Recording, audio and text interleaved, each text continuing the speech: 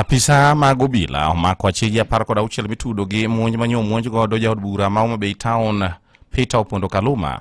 e Kasipul kinde yiero madundo ma nyotime gweng' makono endo nyoro. Weche mag apedha mag jomadine monj Kaluma no endo ne dhi nyime sani endi ka Kaluma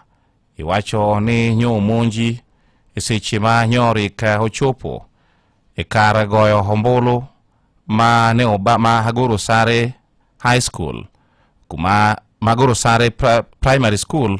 kuma nyo chopo e kunendo mara ng'iyo kaka weche mag yiero ne dhi nyime kono endo.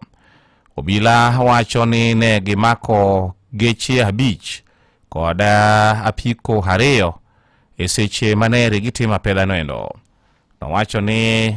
kane gitemo seto jogo endo to ne giyudo beti 10 pende 5 ka achiel bende kod runge kod kite mane giyudo ka jogo no manre godo e geche go endo.